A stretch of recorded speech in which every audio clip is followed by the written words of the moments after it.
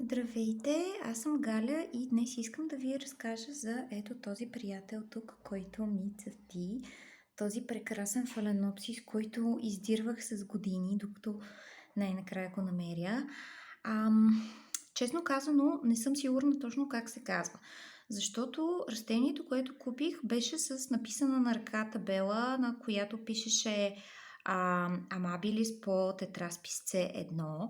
Но всъщност мястото, от което го купих, зареждат много растения от оранжерия Луке, а в оранжерия Луке имаше доста дълго време друго растение, което беше Amabilis по тетраспис C1, което след това отново цялото е кръстосано с тетраспис C1.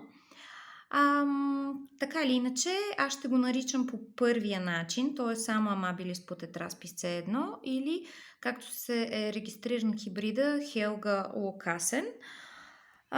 Макар че по-вероятно е всъщност да е второто според мен.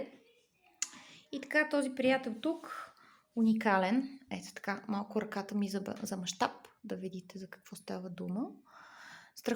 Страхотно растение, в чудесен вид, много съм щастлива от него.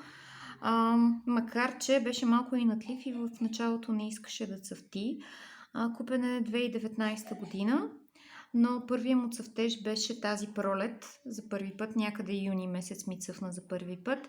Сега в момента повтаряме, като всъщност удължава цветонос, старите цветоноси. Имаме тук един нов, който е с една пъпка, само не е развит.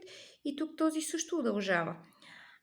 Така че се държи като стандартните така по-нови хибриди фаленопсиси, при които цветоносите не изсъхват след цъфтеж, а по-скоро имаме някакво удължаване.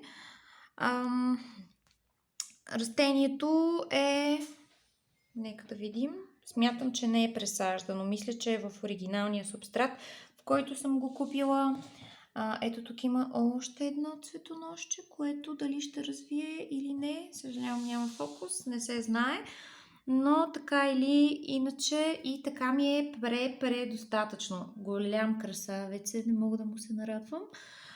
Не усещам никакъв аромат. Макар че родителят тетраспис е ароматен, макар и не много силно, но е леко приятно ароматен. Буйненси също е лекичко ароматен, така че жалко, че детето им няма аромат. Здрави, чудесни кожести листа. Между другото, не мисля, че го гледам на особено много силно осветено. Горе-долу, в смисъл пак е на около метър от юго-источен перваз. Доста време всъщност беше и малко по-назад. Не знам дали на това се дължи късния първи домашен цъфтеж при мен. Може и всъщност да му е трябвало малко по-светло. Чудесна, впечатляваща окраска, която е наследена от родителя тетраспис C1, който, т.е. тетраспис форма Кристияна, като за този тетраспис е характерно, че всяко цвече може да има различна окраска. Т.е. не и то по-точно различните чашелищчета и венчелищчета могат да имат различна окраска. Така както се вижда тук на това най-близкото цвече,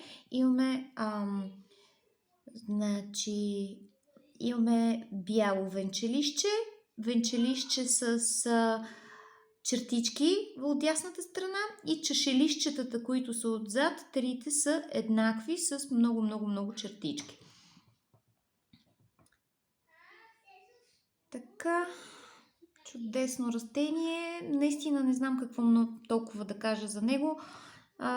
Стандартно торене т.е. когато се сетя заедно с останалите орхидеи, с продукти на Хеси.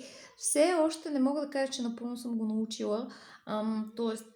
Все още не мога точно да определя на какво се дължи цъфтежа. Дали беше от хладното време или просто защото сега е решил, че му е момента. Дали не съм сигурна точно как се комбинират и унаследяват чертите характерни за родителите, защото тетраспис C1 мога да ви уверя, че може да се цъфти целогодишно. Тоест Тази сезонност, която в момента виждаме, тя не е характерна за тетраспис C1. Така че може би това се дължи на другия родител, който всъщност ми е... не, извинявам се, аз казах Amboinensis amabilis. Да, може би се дължи на Amabilis, ако той цъфти сезонно. По-назад във видеото казах Amboinensis на едно място. Извинявам се за грешката. И така, това е много дълго стана видеото. Извинявам се, надявам се, че поне цветчетата са ви харесали. Това беше всичко. Поздрави, Галя!